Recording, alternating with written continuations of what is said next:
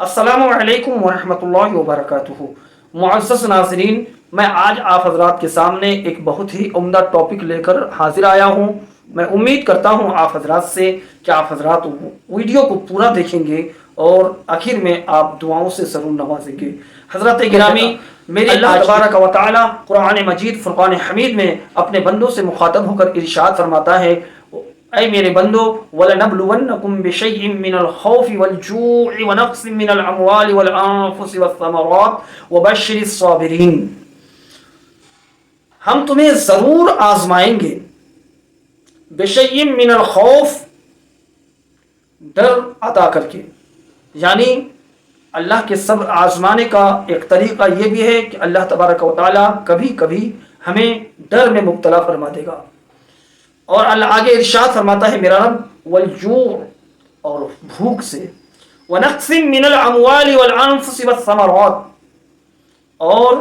مالوں اور جانوں اور پھلوں میں کمی کر کے۔ پارہ نمبر 2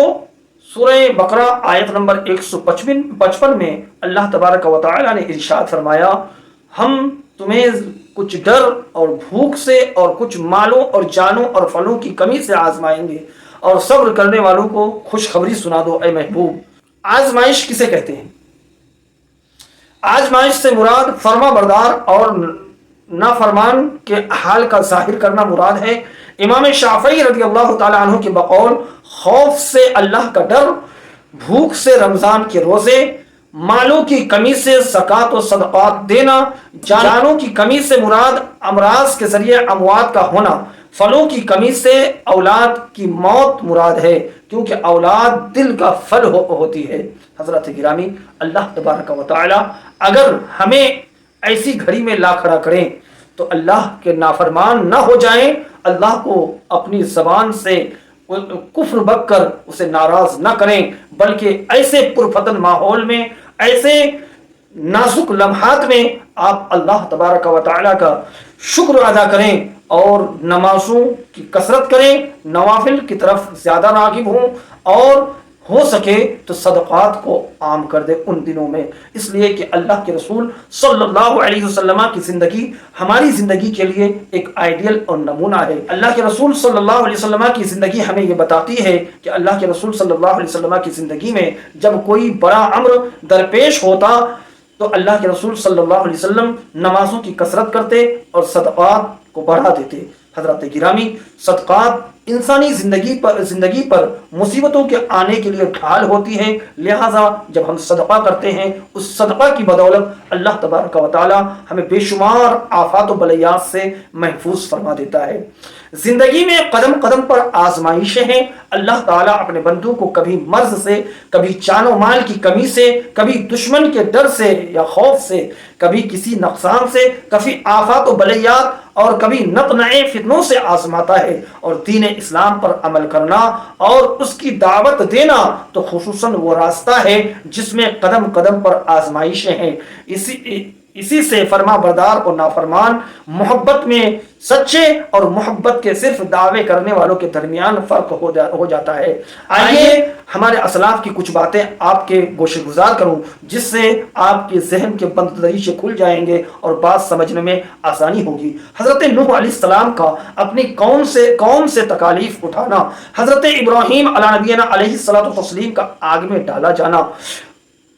فرزند قربان کرنا، حضرت ایوب علیہ السلام کو بیماری میں مبتلا کیا جانا، ان کے مال و اولاد کو ختم کر دیا جانا وغیرہ، یہ سب آزمائشوں پر صبر ہی کی مثالیں ہیں، جن میں ہمارے لیے یہ درس ہے کہ جب بھی کوئی مصیبت یا تکلیف آئے تو بے صبری کا مظاہرہ نہ کریں بلکہ صبر کریں اور اللہ کی رضا پر راضی رہیں۔ یہاں تک کہ وقار صلی اللہ علیہ وسلم نے ارشاد فرمایا، مسلمان کو جو تکلیف، رنج، ملال اور اذیت و غم پہنچے، یہاں تک کہ اس کے پیر میں کوئی کانٹا بھی چبھے، تو اللہ تعالیٰ اس کے سبب اس کے گناہ مٹا دیتا ہے۔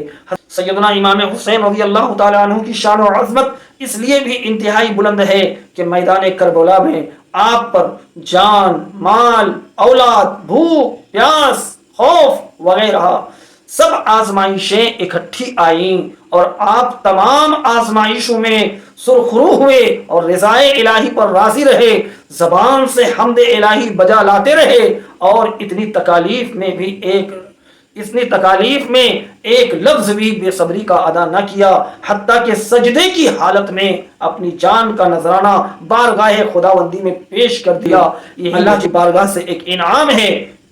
جو حضرت سیدنا امام علی مقام رضی اللہ تعالی عنہ کی ذات اور ان کے اصحاب کو ملی۔ حضرات گرامی، یہ اللہ تبارک و تعالی کی بارگاہ میں ہر اجر کا ایک بدلہ ہے، ہر اجر کا ایک بدلہ ہے۔ کبھی کوئی نیکی کر کے آپ مایوس نہ ہو جائیں